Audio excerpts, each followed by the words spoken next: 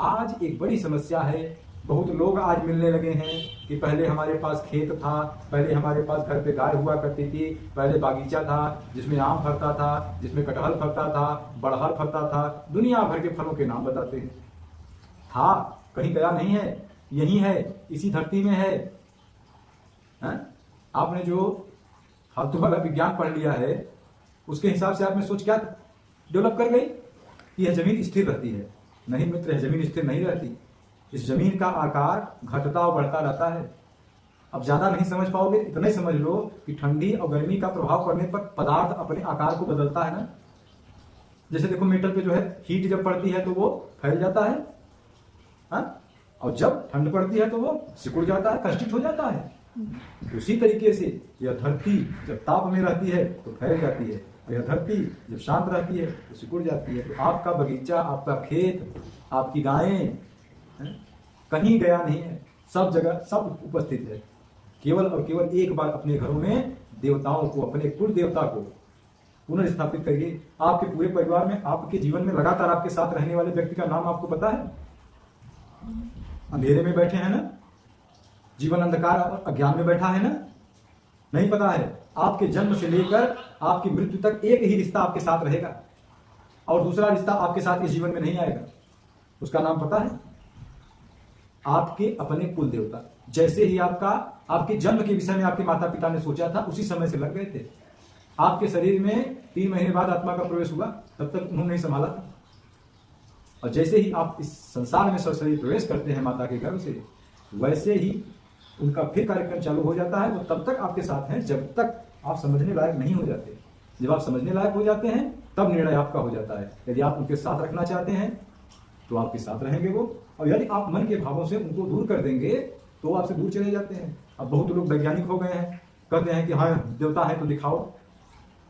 चलिए मैं दिखाता हूं, मैं दिखाने को तैयार हूं, लेकिन आपको आंख से नहीं दिखेगा। बहुत सी चीजें आंख से नहीं दिखेंगी। इतना बड़ा आईटी संसार डेवलप कर गया यहां से लेकर अमेरिका तक, किसी ने सॉफ्टवेयर आंख से देखा है?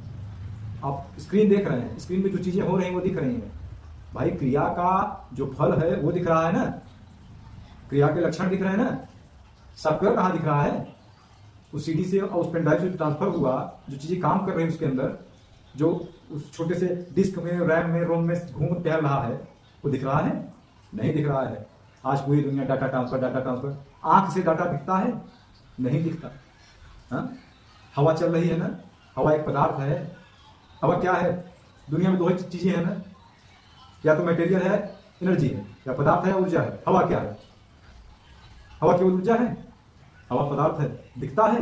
नहीं दिखता है। हाँ, उसके लक्षण दिखते हैं, उसकी क्रिया विधि दिखती है। ऐसे ही देव भी केवल और केवल ऊर्जा है, और केवल ऊर्जा जहां है वो इन आंखों से नहीं दिखती, वह ज्ञान की आंख से दिखती है, क्योंकि ज्ञान भी ऊर्जा है।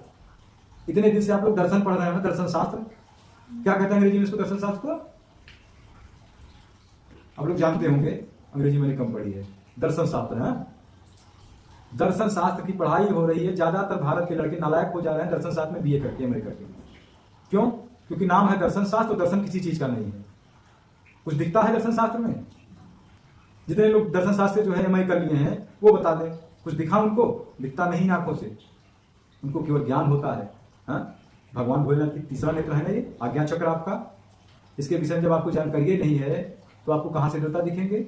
और कोई असंभव काम नहीं है, कोई बहुत पराभौतिक काम नहीं है जो कि असंभव हो। यह संभव है, सबके लिए संभव है, पूरी मनुष्य जात के लिए संभव है। खासकर मनुष्य जात में जो उच्च वर्ण के लोग हैं, उच्च वर्ण में किनको कह रहा हूं मैं, जाति विशेषता नहीं बता रहा हूं, उच्च वर्ण में उनको कह रहा हूं जो पिछले जन्म में कुछ बड़े कार्य करके आए हैं। क्योंकि आपका जीवन समाप्त होता है, गुण समाप्त नहीं होते। आपके किए हुए गुण, इस जन्म के अर्जित गुण अगले जन्म में भी जाएंगे। तो जो पूर्व जन्म के अर्जित गुण लेके आए हैं लोग, उन गुणों को इस जन्म में उतारने के लिए आपको अपनी कुंडली जागरण का सहारा लेना होगा। आपने से ज्यादातर लोगों को कुंडली जागरण करना होगा। क्यों पता है? क्योंकि एक समय था भारत में पढ़ाई गुरुकुलों में होता था, और गुरुकुलों में जितने बच्चे जाते थे सब के सब की कुंडली जागरण कराई जाती थी। सारे बच्चे गुरुकुलों में कुंडली जागरण करते थे। आज आप बच्चों को केवल स्मार्ट बनाने में लगे हैं, केवल स्मार्ट। उनके अंदर ऊर्जा, उनके अंदर बाकी चीजें नहीं आ रही, इसीलिए ज्यादातर बच्चे स्मार्ट दिखते दिखते बर्बाद हो जा रहे हैं। वो न माता के हो रहे हैं, न पिता के हो रहे हैं, न समाज के हो रहे हैं, कहीं के हो रहे हैं, बताओ। और सबसे बड़ा दोष उन माताओं पिताओं का है जिन्होंने घरों में राक्षस पाल रखे हैं।